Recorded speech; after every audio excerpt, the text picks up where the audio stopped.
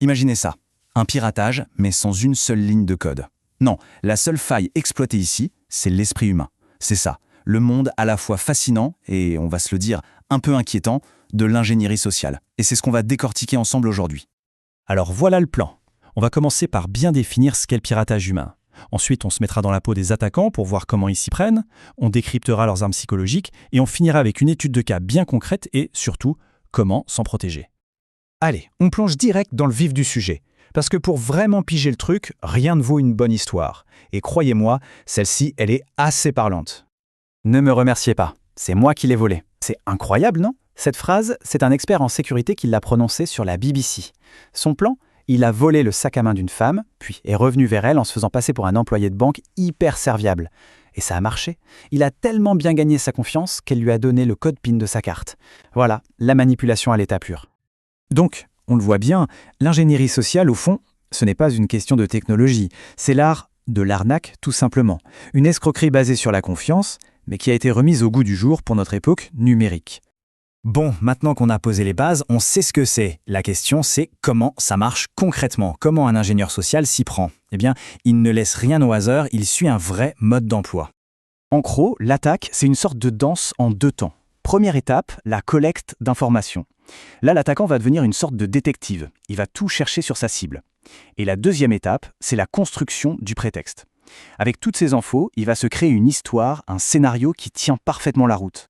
Mais alors, où est-ce qu'il trouve tout ça? La réponse est un peu effrayante. Partout, vraiment. Les réseaux sociaux, bien sûr, les forums et même les poubelles de l'entreprise. Il y a cette histoire incroyable d'un expert qui a réussi à compromettre toute une société juste en trouvant un email professionnel sur un forum de collectionneurs de timbres. Ça montre bien qu'absolument aucune information n'est anodine. Et le plus fou dans tout ça, c'est que l'histoire, le prétexte, n'a même pas besoin d'être hyper sophistiqué.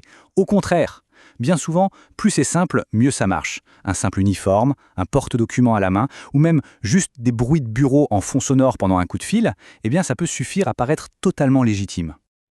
Ok, donc l'attaquant a son histoire. Et maintenant? Maintenant, il passe à l'offensive. Il va utiliser ce qu'on pourrait appeler des armes d'influence massive. Des leviers psychologiques super puissants pour nous amener à faire exactement ce qu'il veut. Le premier de ces leviers, c'est l'autorité. On est tous un peu programmés pour faire confiance et obéir à une figure d'autorité, qu'elle soit réelle ou juste suggérée. Quelqu'un qui se fait passer pour un policier, un directeur ou même juste pour la personne du support informatique, et hop, on baisse la garde et on peut donner des informations confidentielles. Deuxième arme, la rareté. On connaît tous le fameux « offre à durée limitée ». Ça crée un sentiment d'urgence, ça nous pousse à prendre une décision vite, sans trop réfléchir. C'est une technique de marketing super classique, mais en ingénierie sociale, elle est redoutable. Et enfin, le troisième levier, c'est le rapport, le lien personnel. C'est humain, c'est beaucoup plus dur de dire non à quelqu'un qu'on apprécie ou avec qui on sent une connexion. L'attaquant le sait très bien. Il va donc tout faire pour créer ce lien, trouver des points communs, se montrer sympathique, juste pour endormir notre méfiance. Bon, on a vu la théorie, les techniques, les astuces. Maintenant, on va voir comment tout ça s'assemble dans la vraie vie. On va prendre un cas d'école, celui d'un PDG qui se croyait absolument invincible. Imaginez le tableau, le PDG d'une entreprise qui déclare qu'il est quasiment impossible de le pirater. Forcément, ça sonne comme un défi. L'objectif était donc simple, lui montrer que même la plus grande confiance en soi ne protège en rien de la manipulation humaine. Alors, comment ça s'est passé? Regardons la chronologie. Jour 1. La recherche. L'attaquant trouve l'email du PDG et surtout il découvre que l'entreprise soutient une œuvre de charité pour les enfants malades. Jour 3. Les appels. Il se fait passer pour quelqu'un de l'association, juste pour confirmer quelques détails, et il apprend que le PDG a un lien personnel très fort avec cette cause. Jour 5. Le contact. L'attaquant appelle directement le PDG, lui demande un petit don et commence à créer ce fameux lien. Et le coup de grâce, jour 6. Pendant l'appel, il envoie un fichier piégé. Le PDG s'absente une petite minute, et c'est fini. L'attaquant a le contrôle total de son ordinateur. C'est méthodique, patient et ça joue sur une corde sensible, la générosité. Ça fait froid dans le dos, n'est-ce pas? Et ça amène une question essentielle. Si la plus grande faille, c'est nous, les humains, comment on se protège?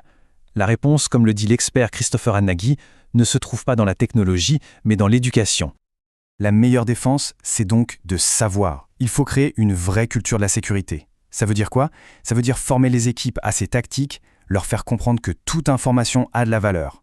Il faut aussi savoir qui appeler quand quelque chose nous semble louche. Savoir comment les attaquants opèrent, c'est vraiment le premier pas pour déjouer leur piège. Et on termine avec cette question un peu paradoxale.